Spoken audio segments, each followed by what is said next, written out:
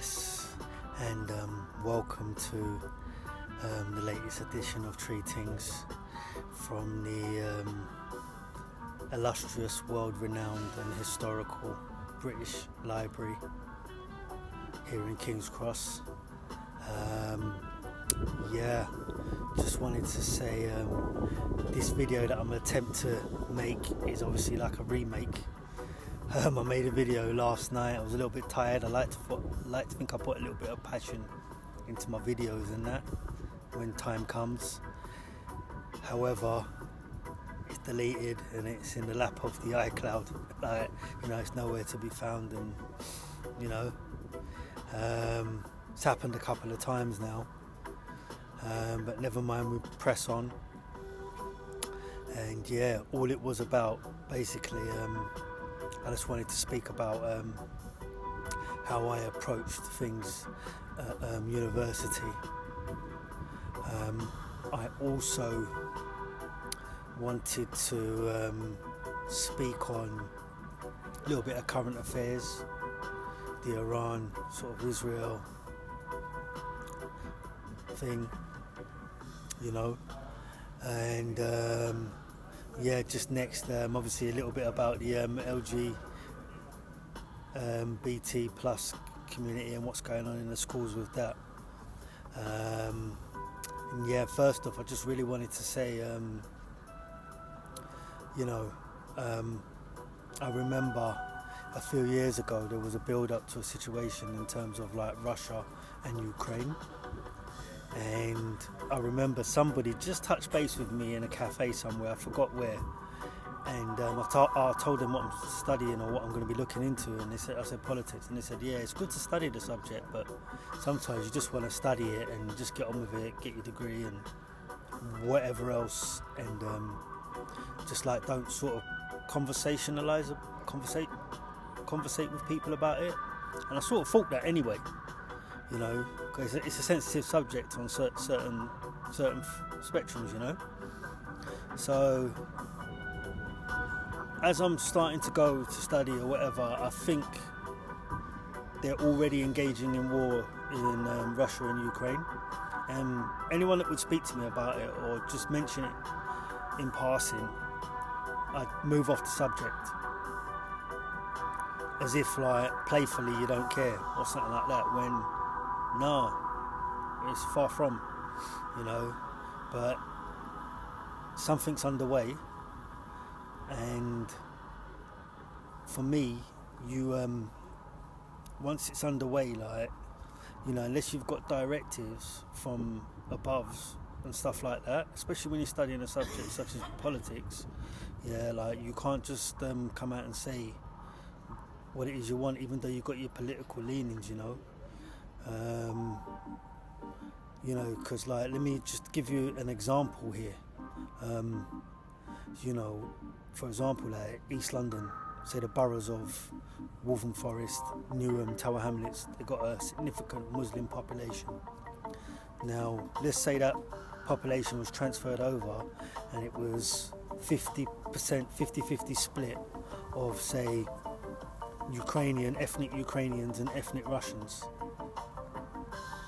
Or let's just say it was the 1980s, 1990s, and you were in Belfast speaking about, the going-ons in Belfast at the time, and whether you're with England or whether you're with, the Republicans and whatever else, it's a sensitive topic, and especially if I feel like with myself, it's on a public forum that could go potentially wider than I can envisage and I can fathom.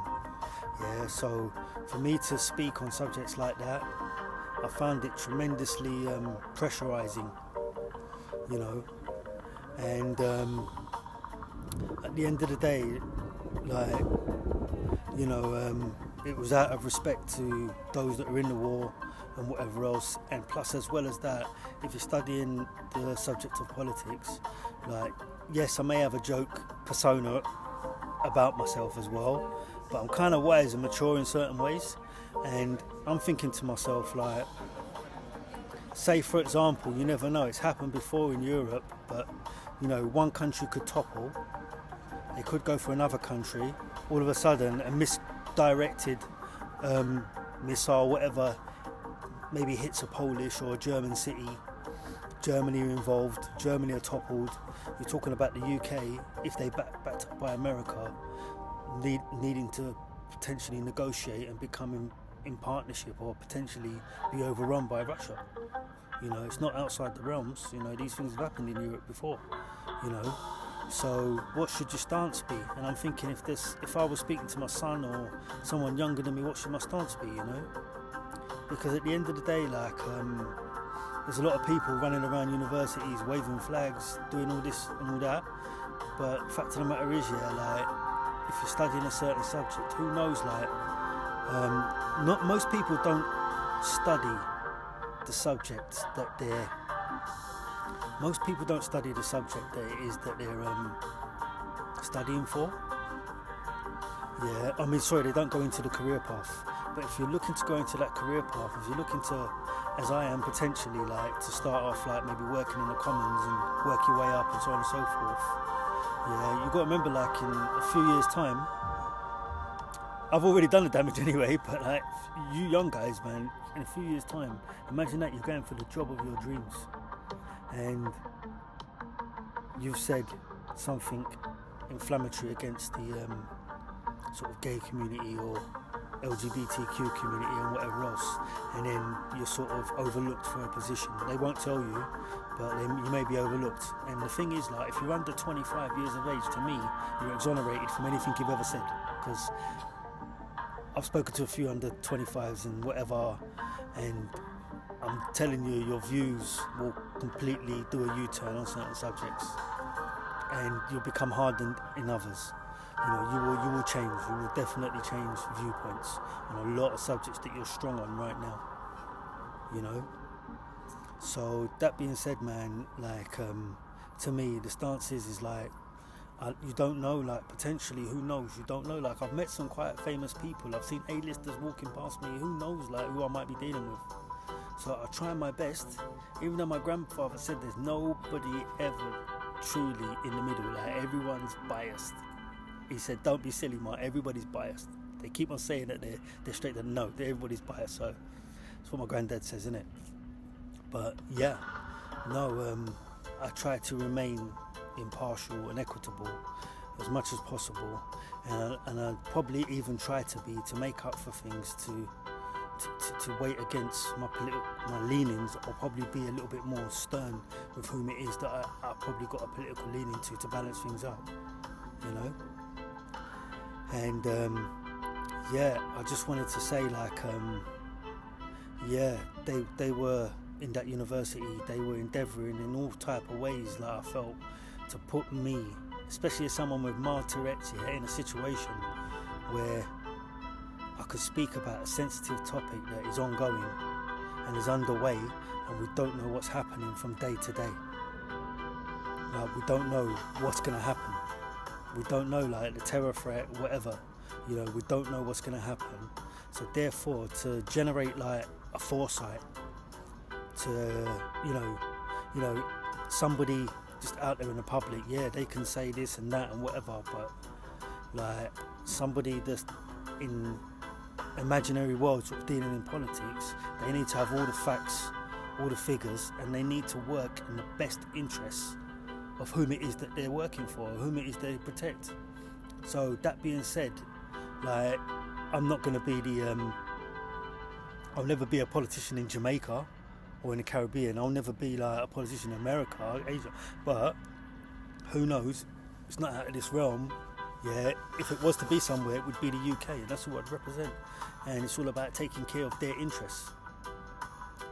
Like I said before, like, as long as they're not, like, sort of attacking Africa and it's race-based, yeah, I'm good for it, you know.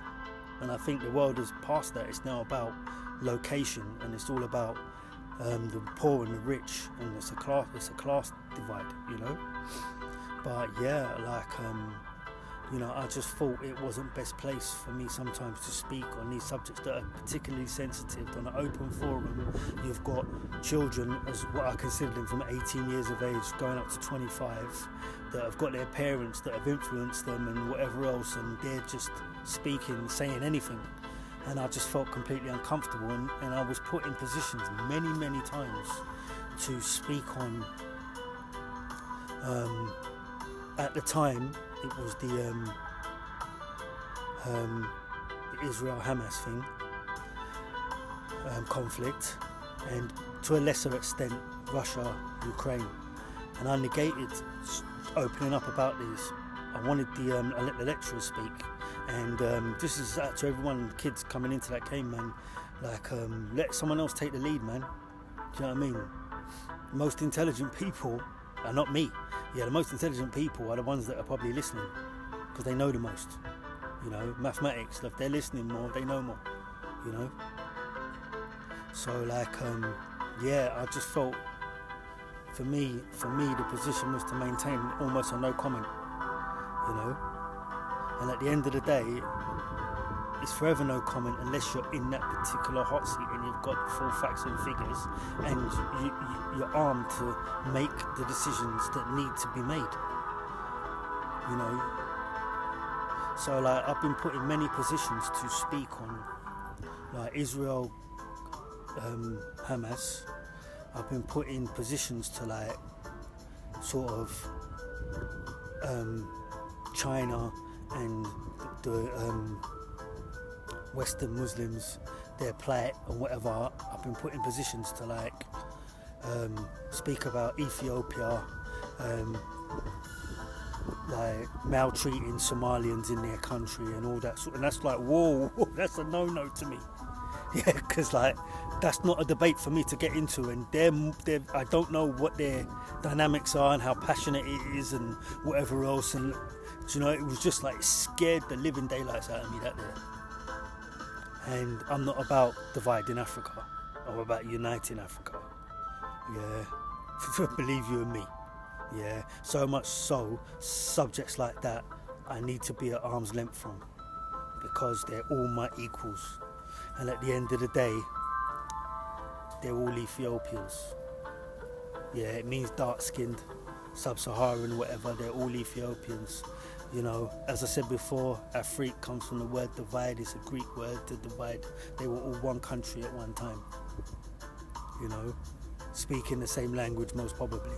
You know, so that there is some deep issues, and to like do that in a university and then put me up in lights to speak on this subject, no way. Like, I felt like a famous person, like a famous person being put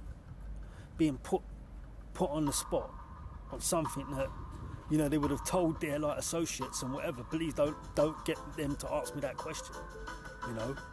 So yeah, I just want to say, man, I felt like put in some real stressful situations and being made to speak on subjects where, like, this, you can't speak on a conflict that is ongoing.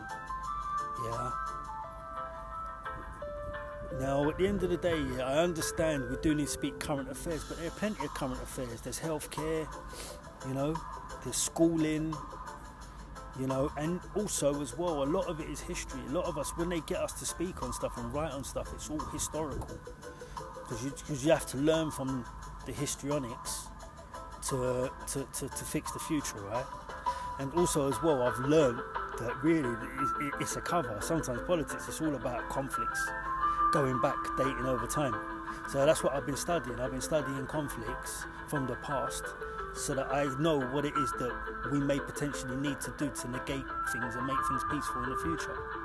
And when it's in the past, it's done. What can you do? You know? So that's what I'm sort of focusing on. I'm looking at sort of some African conflict, like Nigerian civil war. I'm starting to begin to look at sort of China and the dynasties going back 4 millennia. You know, I'm starting to look into the Qing dynasty, which is the last true dynasty, ended in the early 1900s. You know, just getting a scope for things, man. Just getting a scope for things. I'll get round to everywhere in the world. I'll look at everything, you know, but if I've got the time.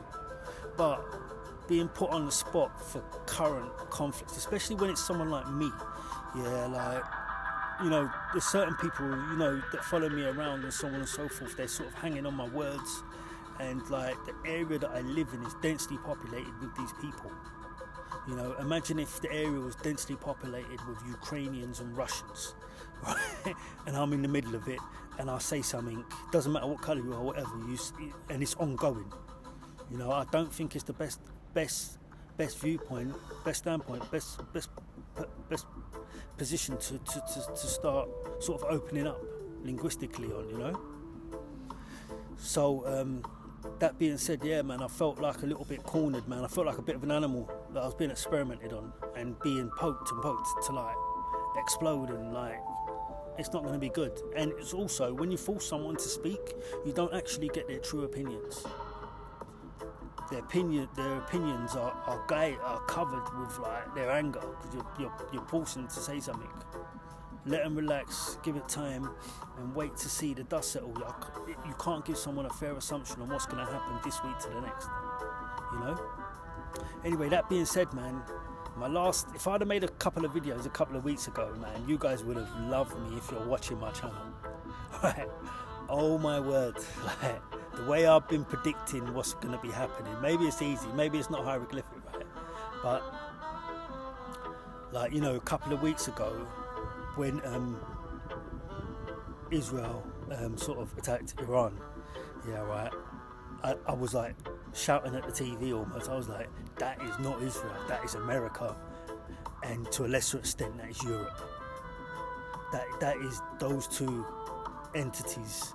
Like, they are giving Israel the go-ahead. They would no way go at Iran if they never got the go-ahead from those two major forces, the European Union, Britain, and also America. There's no way they would do it. You know, and I'm thinking, like, they're trying to be like the policemen of the world, and are they big enough to do this? And like, I'm like, no, they shouldn't be doing this. They shouldn't be doing this. Then lo and behold, a couple of days later, America sort of weigh in and do what they've done, you know, over the last couple of days, which was a foreseeable prediction. I would have probably made a couple of days ago, or just prior to what they did, only because I know, like, it would be madness, absolute madness for Israel to go in and do that without backing from America. So as you can see, when you're looking at it, you've seen like Donald Trump like do his tour of the Middle East. You see him go to all these countries. I thought it was just for a fanfare and just like to introduce himself as the new president, but obviously they were there sort of like weighing up the options on what they were going to do and preparing things, so that it was probably well prepared, months in the making, you know, from the day that he took office. So you know, they made the decision to do what they done, and all I wanted to say is, man, obviously you know, Iran, or Persia, as I would like to call it sometimes, you know, they've got a great history, you know, one of the greatest histories in the world, you know, oldest, you know, they go back thousands of years, you know, they at one point had the whole of North Africa, I believe, you know, they went to places like, you know, they went as far down as the Fourth Cataract, they went to like Kush, and you know, they sort of got a lot of, as the rapper said, man, a lot of teachings from there and took it back to their place, you know. But yeah, like, they're big in this world and they deserve respect, and they deserve for their culture to flourish and be what it is. But obviously they've got a lot going on. You know, they've got a lot of other ethnic minorities that want their own piece of the pie. They've got, I think, the Baluchi or whatever, they want to make a Baluchistan or whatever. They've got the Kurds want their own state. They've got a massive population, the Kurds, I think 20-25 million, I think I was reading the other day.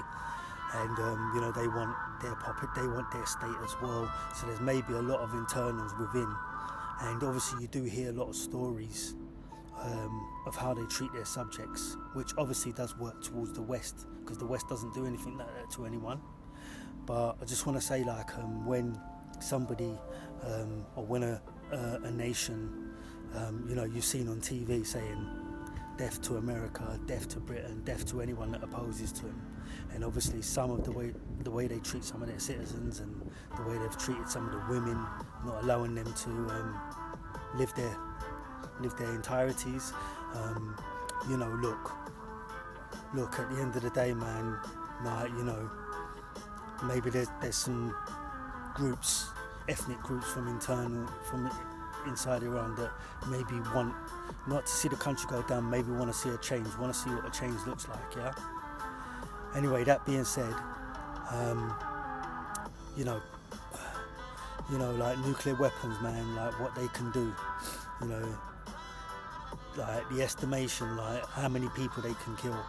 You look at like the 2 in Japan, you look at Chernobyl, what it could do, the aftermath. This is like the end of mankind. This is not like guns or anything like that. Nuclear weapons are, the worst of the worst. Now, what I wanted to say was like, can you imagine, I believe like the world wants to de-escalate and wants to disarm. They've realised that weapons have gone beyond man's imagination for destruction, and they need a way out of it. They need a way of disarming, and it starts from the top and works its way down until there's no weapons or we don't need for weapon, So like America, I'm telling you, like if everyone else disarms, they will start to disarm. No one wants to carry these weapons anymore, knowing what they can do. Really, yes, we want absolute power, but do we really want to be holding nuclear weapons, knowing that some crackpot at the end of the day can just let them off just over ideology? No. So like, you can't take second chances or second guesses or risks with nuclear armory. Now obviously there are some countries that you can't prevent. America can't prevent China. China can't prevent America. China is like the daddy of like rare earth materials, and so like you can't stop them. It's unstoppable. Yeah, there, and also like probably like the rest of Central Asia, you might not be able to stop them just due to what they've got. So look, the question is, the big question is a very simple one. Would you like someone like that? Doesn't matter what religion, what colour. Would you like a regime like that holding a nuclear weapon that could literally decimate, beyond what we can even think of and envisage, especially if it hits the right locations, Also as well, like, nuclear weapons, like, it just ain't a massive bomb. It can be made into smaller weapons, that can do just as much damage, And you must remember, like, the aftermath, that area can't be used, like, it can't be farmed on. Like, the people that are there will suffer from health issues, disabilities, so on and so forth. It's awful. It's nothing that's never meant to be here, So it can't get into the wrong hands like in a bad movie. It just can't. Simple as that. Now, at the end of the day, like, if you're not going to build a nuclear weapon and it's just for power, right, fair enough. But then when you try to increase your enrichment, when it gets to a certain percentage, that type of enrichment has only been used and utilised in the past for weapons. For weapons and weapons only. Now, from Iran's side of things, from their side of things, right, from their side of the world, they want to introduce themselves to the international community. They want to be mentioned along the USA, China, whatever. They want to play with the big boys. They want to be a superpower, and no better way than to hold a nuclear weapon. But Pakistan and India have got, but they're not like, say, the level of, well, they possibly are, India, but I understand I can understand that they want to introduce themselves to the international community, and maybe they feel like they can get bullied in some way, shape or form, but to be introduced into that club, you need to obviously coexist and and be in synchronization with the other group. You know, so maybe it's the big players around the globe that don't really want them in that exclusive club, you know, at this juncture. You know, also as well as that, we've got to think about the trickle-down effect. If they develop a nuclear weapon, right, then the Middle East, the Saudis will have to, by default, by military default, they will have to carry, that they just like let bombed Qatar. So, you know, they would have to nuclear weapons again, you know, and then with the money they've got, so on and so forth in the Arab world, that like there's no doubt they would have to arm themselves nuclear. And then you're talking about, you know, one hot-headed leader, and you know, literally the place is decimated. You know, and there's also a lot of wealth there. You know, they're always there anyway. That's why they're there. But there's a lot of resources. I think they got the top 2 or 3 in the world for oil. You know, and I think they've got gas. They've got a lot of other resources. They're a very rich country. They could potentially be the richest country in the world. So obviously they need to harness it. But at the same time, man, like, nuclear weapons are a no-no. And if you say you're not trying to build weapons, then why are you trying to increase your enrichment? You know? And then also, as well as that, I've sort of looked on and read and seen that, like, you know, you get to 0 to 10%, that's difficult. A little less difficult from 10 to 50, but once you get to 50, 60, it can exponentially, at an incredible rate, get to wherever it needs to be to get to weapons, which I believe is on 80 to 100% level, right? Or purity, right? And literally, the rate at which you get the enrichment, at that stage, it's like growth. It's a fast growth. It's like an avalanche. So I think what they did, the West, they watched them, they supervised them, and they just like surveilled them going through the stages and getting to like 50-60% and saying, when is it going to stop? And they're continuing. So then they left them with no choice but to do what they've done. Right. Now, if they've left it at lower enrichment, they may not have had this issue, because it would just be all about power, you know, or energy, which is what you can use nuclear power for. So, like, I think they let them get to a stage, because if you kept knocking someone down at 10%, they can come back stronger and get to 20, 30 slowly. But I think they let them build their house, and they got to the stage where they're about to put the roof on, which is the full enrichment level that they need for weapons, and then they blew up the house and made them start again. However, that being said, I was watching a video today, and it was stating that, you know, everywhere it's been completely decimated. However, until you got boots on the ground and you can obviously excavate and maybe look and do what it is you need to do, you always need to have that on the side of caution and be like thinking worst case scenario, because these bombs that they laid down, they go 200 feet underground.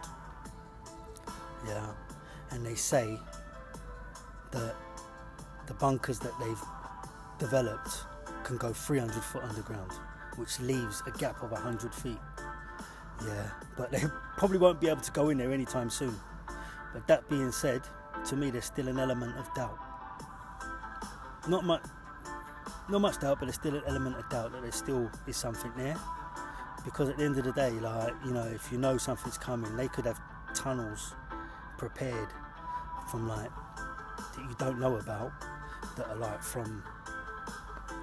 can go miles out of a city, maybe 50 whatever miles out of a city, and they can still go underground and do what it is they need to do. I don't know, but those bombs should have done what they needed to do. However, you never know if it's fully completed, but time will tell, you know. And just end with this, man. Like, would you want a regime like that to have access to nuclear weaponry? And it's just not Europe that has to fear. Obviously Israel has to fear, Africa, and also like China, Pakistan, India, they all will have to feel a fear, you know. because they may turn and go the other way and go towards Pakistan, and then that's gonna look the other day how they sort of got going just over a little terrorist incident. So those guys, they're hot-headed nations. It might be ideology, but that being said, man, like it's all about de-escalation, it's all about peace, and myself as having the heart of a mediator. If it looks like war, then we're going to stop it, man. We're going to pacify the situation, and it's not going to go any further, man.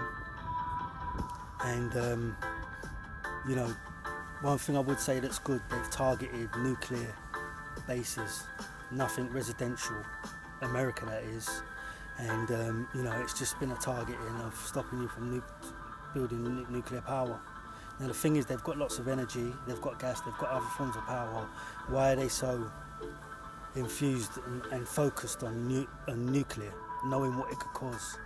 And they've probably heeded warnings again and again and again, and they've not responded. And with weapons of this mass destruction, you can take no risk, is all I can say. So I leave it up to the public, up to the world public, on what you think is right. And do you think they should potentially be holding this type of destructive weapon, especially with a leadership that's quick to sort of to threaten, well, no disrespect, like bigger forces than itself in terms of military? I leave that up to you. So that being said, moving on to my last subject. It was about the LGBT plus community and the week they're having at the schools. Funny. I just saw somebody walk past me. They had a real liking for somebody that I sort of grew up with as a kid, who I believe is like a homosexual or gay or whatever. And obviously they were a certain way from the time we were kids, man. So all good to them, man. I haven't seen you in a long time, bro. Hope you're good. Hope your brother's good. And I ain't gonna say who you are because they'll work out, yeah. But I just really wanted to say no, it's good. I'll just read you anyway, because it was on sort of GB News, and 1 second. Yes, so let me get my glasses on, sorry. So Andrew Pierce has criticised the LGBT plus messaging in primary schools during a discussion about School Diversity Week, which begins today across the UK. The annual event, organised by charity Just Like Us, runs from June 23 to 27 and promotes LGBT plus equality in primary schools and secondary schools through various activities and resources. Speaking about the event, Andrew said, "What's the point of it?"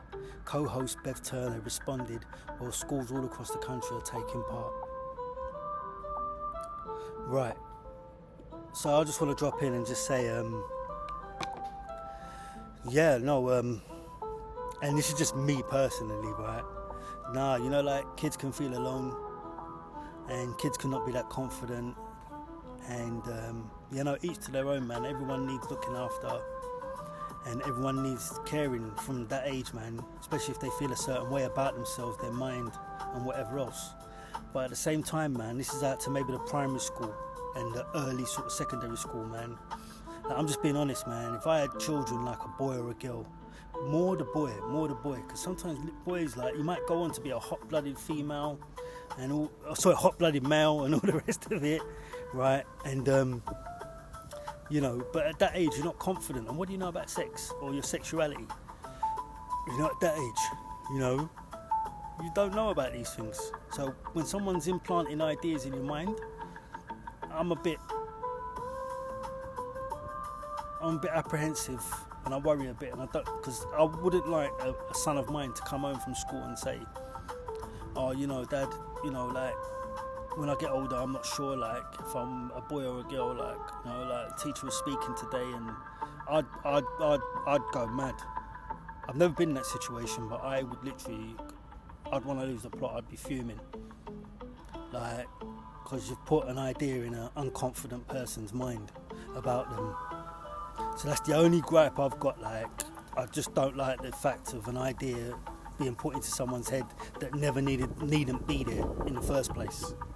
You know, like questioning themselves, and they don't even know what they know about sex or sexuality just yet. They don't know anything about it. So yes, it's a subject that needs approaching, but it's in its infancy, and how do we approach it? You know, and I think sometimes, man, the world has moved a little bit too fast. You know, like you know, the LGBT thing, I respect it, but at the same time, man, you do need to build your own lane. You know, like, I know you want to compete in sports, but at the same time, man, you need to, like, you know, black people 60 years ago couldn't compete in certain mainstream sports, but they built their lane, made their own leagues, and then they eventually mixed, and now, like, thousands of black men, it's been the best money maker for black men on an individual basis the world has ever seen. You know, and they've had to build that lane. It's going to take you guys a little bit longer, but, you know, these things take time. To get your own toilets, to get just your own community or whatever that you've got already, but to build things on an equal standing, yeah, it's going to take time, you know. And yeah, it's all good welcoming it into schools, but I just would feel, I know, I'm speaking, being honest, man, I'm being personally honest, if my son, more the boy, I reckon, more the boy, if a boy came and said to me, oh, I'm not sure, like, I'm not sure, like, you know, my choices, I'm not sure my choices, I wouldn't be happy with that. I wouldn't be happy at all, you know. Sorry, this woman's trying to get in my video.